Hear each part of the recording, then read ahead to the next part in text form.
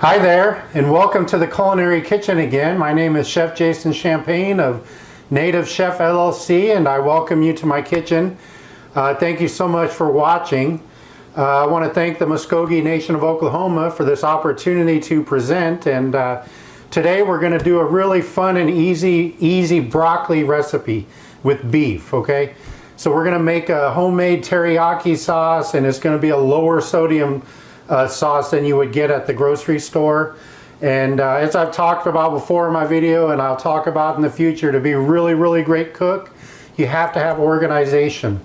So the stuff is in front of me. I went shopping this morning, everything that I needed. Some staples I already had, some staples I needed, some food that I needed, but the first step into creating this dish is done. Everything is here, everything is in front of me. I went over my recipe, and that's how we start. So let's get to cooking. Okay, to be really successful with doing recipes, you kind of have to go over in your mind, look at the recipe, review it, and think to yourself, what's going to take the longest to prep, and then what's going to take the shortest. So in this case, we wanted to take our steak, either sirloin steak or a strip loin, and today I have a strip loin. You want to put it in the freezer for about 30 minutes or so. It's not frozen, but it's a little bit more firmer where we can slice it. Okay, this needs to go in the freezer for about 30 minutes to make really nice slices, but then we also want to marinate it for about 15 to 20 minutes. So this would be the first item that you want to work on a recipe. So that's pretty important, is to review how long certain things take. So I'm also wearing a glove. You don't have to, but I like to invest in them so I'm not cross-contaminating, and I also want to get a good mix whenever I get to adding our marinade. So the steak, first of all, is pretty lean. I did trim just a tad bit off of it earlier. You do want to get rid of as much of that fat as you can. This is about a 10-ounce cut. So today, at the end of the video, there'll be a recipe. The recipe calls for a pound, and this is 10 ounces. So today I'm just going to cut the recipe in half of what that recipe at the end says. And so we want about 4 ounces per person. So this might be 1 ounce, a little bit 1 ounce too much for an individual, that a healthy portion size. But we're going to go ahead and do 5 ounces. This will be enough for 2 people. So again, what I want to do is I just want to cross cut on this, and I want to get some nice 1/8-inch slivers. And I'm also cutting this on a bias. I'm not cutting straight down, I'm cutting at an angle to get more surface area of the steak whenever we sear.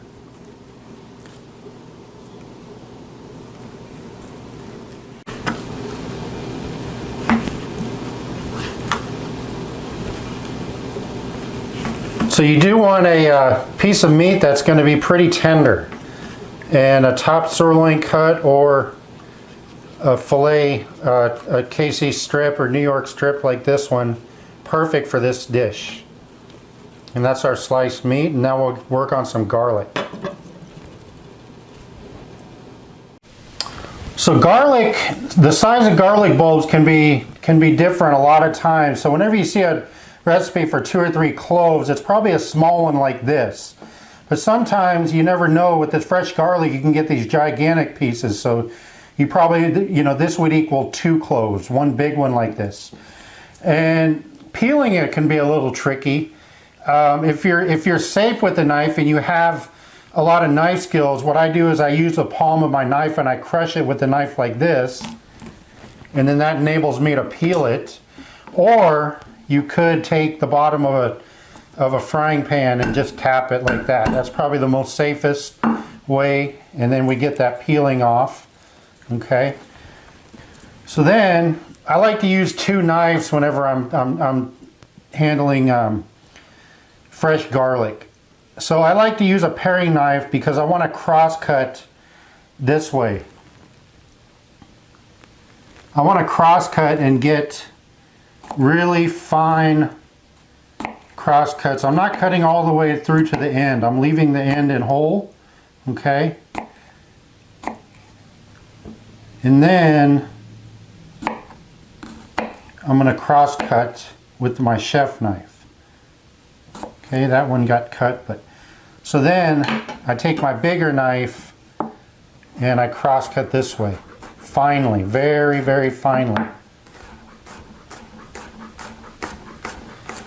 Feeding the garlic into the blade.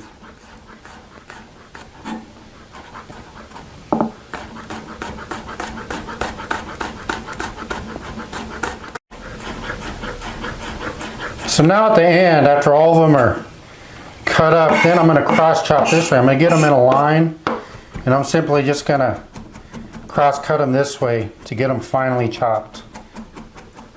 This is a good technique to practice for knife skills.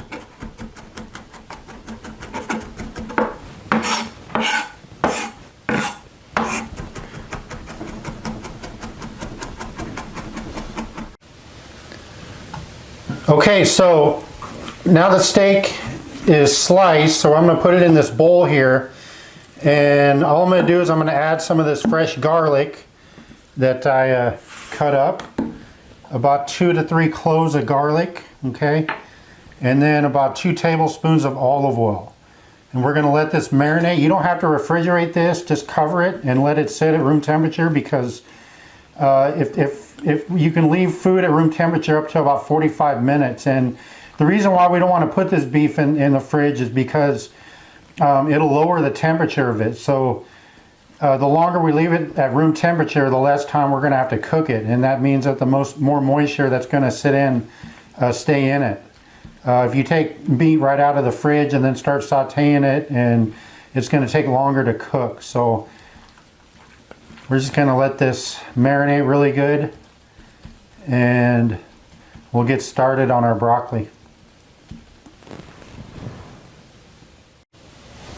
Okay, so I washed the broccoli, that's important, and what we're going to do is we're going to use a double boiler with a steaming insert. That was on the kitchen essentials list, and that's actually the insert. So what I have is I have the water starting to boil, and then we'll while that's coming up to a boil, we'll go ahead and start trimming these. So what I like to use 2 knives. Again, I use a bigger chef knife and a paring knife. I'm just going to cut the tip off on the bottom on this one, and cut a few leaves.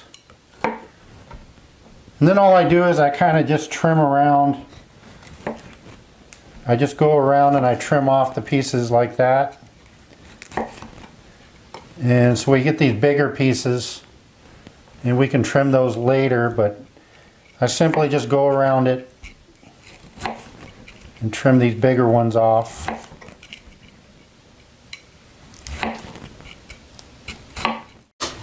Okay, so very quickly, while the water's coming to a boil on our boiler, I'm going to make a quick and easy homemade teriyaki sauce. And what's great about this is you're in control of the ingredients. We're using low sodium soy sauce, and if you're really watching your sodium, you could dilute this probably to under 1/4 of a cup to maybe 1/8 of a cup, and just use more water. So it's basically 5 ingredients. It's soy sauce, water, arrowroot. Arrowroot's a natural thickener. If you don't have arrowroot, you can use cornstarch, honey, and garlic. So all I'm going to do is I'm going to add the soy sauce to the bowl. I'm going to add water. I'm going to add the arrowroot, honey,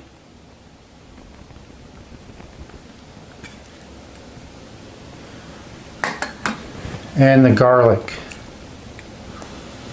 And we just want to whisk this really good together. We want to whisk it.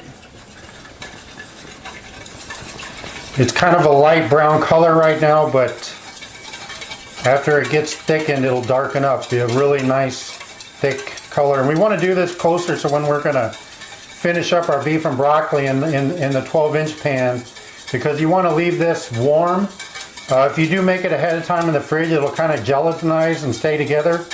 But we're gonna make it now a little bit closer to when we're gonna start our saute, our beef and broccoli dish.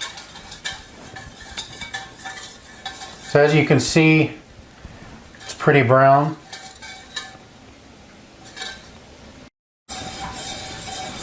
And then once it's all whisked together, we'll go ahead and throw it into a pot real quick. And again, when you're using non-stick pots, it's nice. You don't want to be using metal against the non-stick, so I got a rubber spatula here. And then you want to bring this to a boil, and it's going to thicken, and you really don't want to leave it. So you have to spend some time stirring this until it thickens up, and then you can take it off the heat. So this is why you want to stick with this. It's already starting to turn brown. It's really starting to thicken it up. It's only been about 1.5 minutes. And it's already to a boil, so that's how quick this teriyaki sauce thickens. That's why you need to stay with it. I wouldn't turn this on and walk away. This is something you need to stay with and stir almost constantly. Now that it's up to a boil, we'll go ahead and turn it to a low.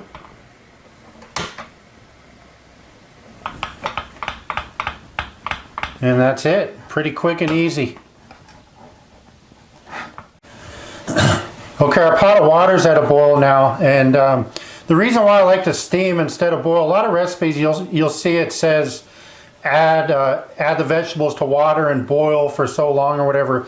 Vegetables are water soluble, so what happens is the nutrients and vitamins can leach out into the water. So a double boiler allows you to steam without having to allow the vegetables to touch the water. So basically this pan right here, there's perforated holes. I don't want to turn it over because I'll empty it, but there's perforated holes on the bottom of this pan.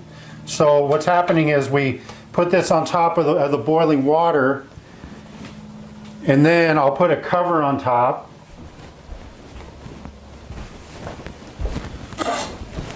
And then we'll trap all that steam. So now we're actually steaming these. And what's nice is that after a while here, they'll become a really nice, bright, appetizing color. And that's what we want. We want these to have a really vibrant color, not overcooked, but we're going to saute them really quick in a pan. So we don't want to overcook them, but we do want to get that beautiful color on them. Okay, so while the broccoli's steaming, I'm going to quickly cut up a garnish, and there's not going to be too many recipes of mine that you'll see where I don't talk about using a garnish. It's just a good way to end the plate, make it look really look appetizing at the end. And today we're going to use these scallions, okay? So basically green onions. So I kind of trim any of these loose ends on them. And what I want to do is I don't want to cross cut this way. I turn at an angle. So I'm cross cutting at an angle like this. And it's important to have a pretty sharp knife when you do this. All I'm doing is I'm going to cross cut these into diagonal shapes, and we're just going to sprinkle these right on top of the beef and broccoli when it's done.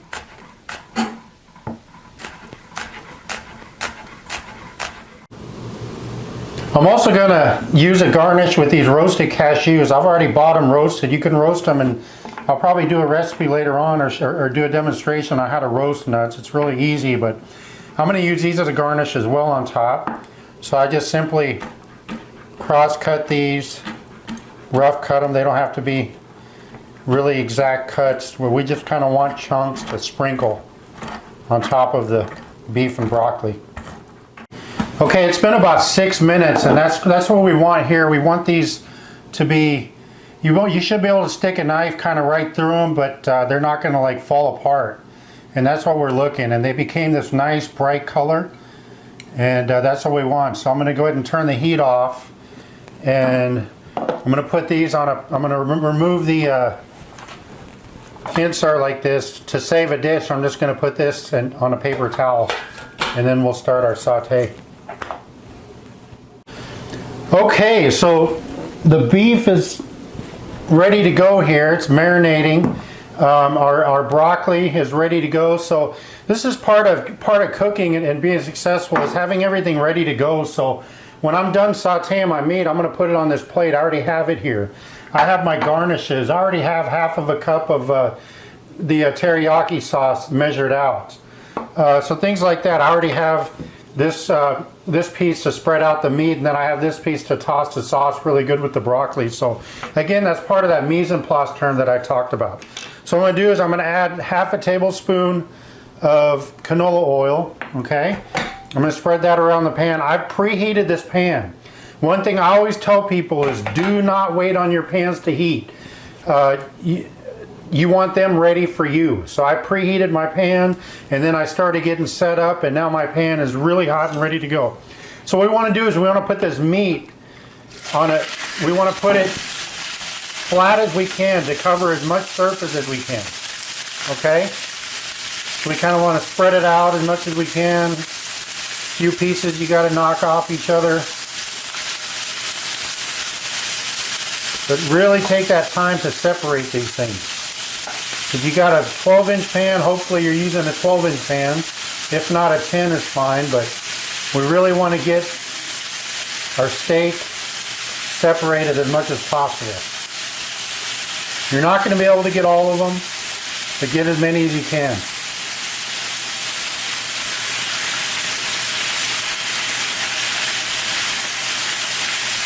Okay, we'll call it good with that. This one. Now, don't mess with it now. Just leave it. Let it sit, because if you mess with it too much, what's going to happen is moisture is going to start coming out and we're going to be steaming instead of sauteing. So what we're doing is we're developing a color, a crust on this beef right here. Visually, that's what we're looking for. I call it, we want color on the meat, okay? That's why you spread them out the best you can and you let them be. Don't stir them until they're almost cooked all the way through, because once we stir them, we're not going to be able to get that same color. So at least on the side of these ones here, we're going to be able to get that color. Okay, so it's been about 2.5 minutes now. We're almost cooked all the way through. I haven't stirred it yet because I want to get that color on the steak.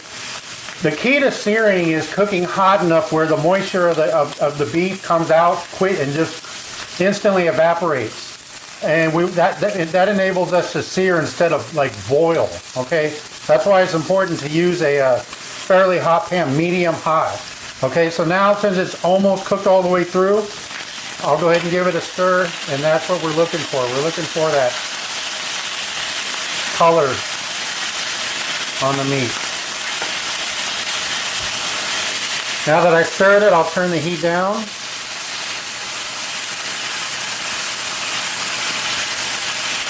And now we won't be able to get too much color anymore. We'll just kind of steam. So we got at least on one side. So this steak is cooked through.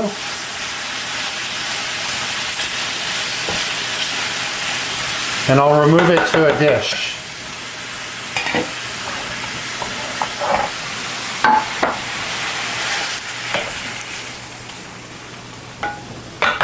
Okay.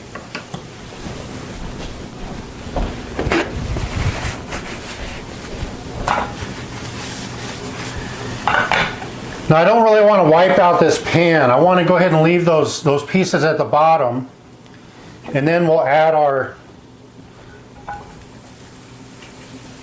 broccoli.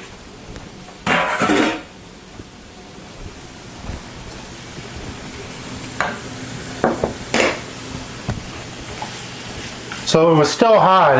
We're just kind of almost reheating, but they were still really warm. We just kind of want to stir them into those juices at the bottom, those steak juices. And then once we add the sauce will heat up very quickly. So we don't want to add the sauce with the meat.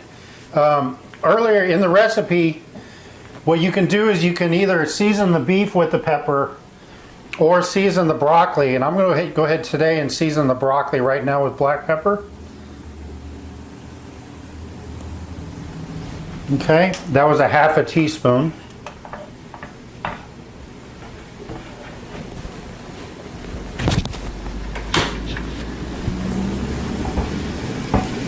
Okay, now we'll add our sauce. And this is where you really want to coat, because we want to keep as low sodium as we can, but we do want flavor. So once we do that, all we do is we really mix that sauce into each of the broccoli. And then we garnish with the steak on top. Because hopefully what people will do is kind of eat a piece of broccoli with a piece of steak, and they'll have that flavor of sodium that they need, because we didn't add any salt to the steak. Again, we're trying to cook healthier. We're trying to teach people how to eat, you know, things together.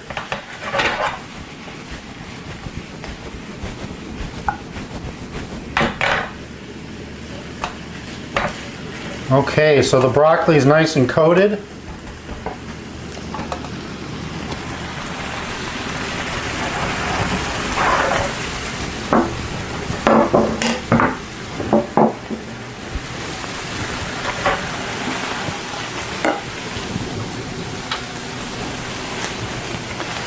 And then we'll start plating our broccoli. This is a really great recipe. If you like Asian food, and take a look at all that sodium in a 1/4 cup of teriyaki sauce from the store next time, and then take a look at what this one is. This one is quite a bit lower, and you're in control of all the ingredients in it. And that's what's important, is when you cook at home, you're in control of what you've seen, exactly what went into this. There was like 5 ingredients. And in those ones from the store, you know, there might be 11 or 12 ingredients that go into that. Okay.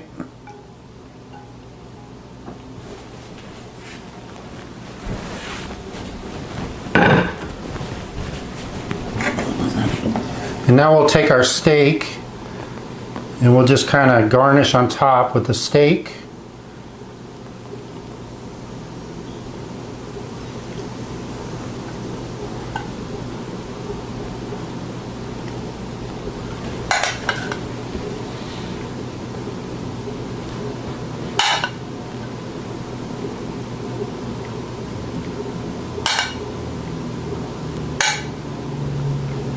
And then those juices, kind of pour on one of them, or both of them if you have enough.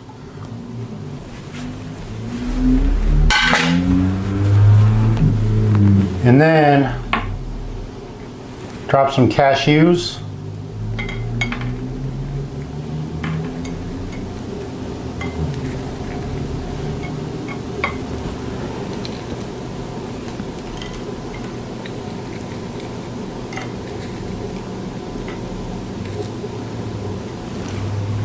And then we'll garnish with our scallions right on top.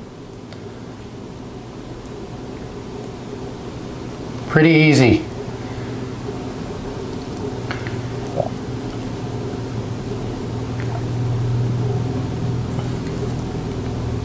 So as you can see, just that little touch of the garnish with the scallions really made a difference at the end. And that's what is important, is people eat with their eyes.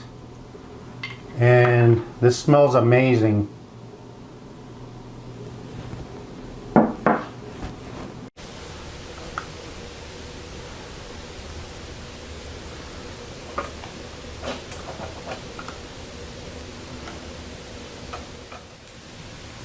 Well, that does it for this recipe. I'm so happy you joined me today, and I hope you learned something from this. And one of the main things I want you to get from watching these videos is have fun. Have fun cooking. I've been cooking since I was about 7 years old, and I have fun every single time. Make it a hobby. Make it something that you can look at, that you're helping your family, you're helping yourself, or helping your family improve their lives. And hopefully what you're getting from these videos are some plating techniques and some tips on how to, you know, correctly look at a recipe and execute that recipe. And today's meal was really simple. As long as you do it in order of how we did it, it's a lot of fun. And the finished product, if we had 4 of these and you had guests over and you put these in front of them, you're going to blow them away. Who makes their own teriyaki sauce, right? So I hope you enjoy doing this recipe. I look forward to seeing you in future videos, and have a great day. Miigwech, and take care.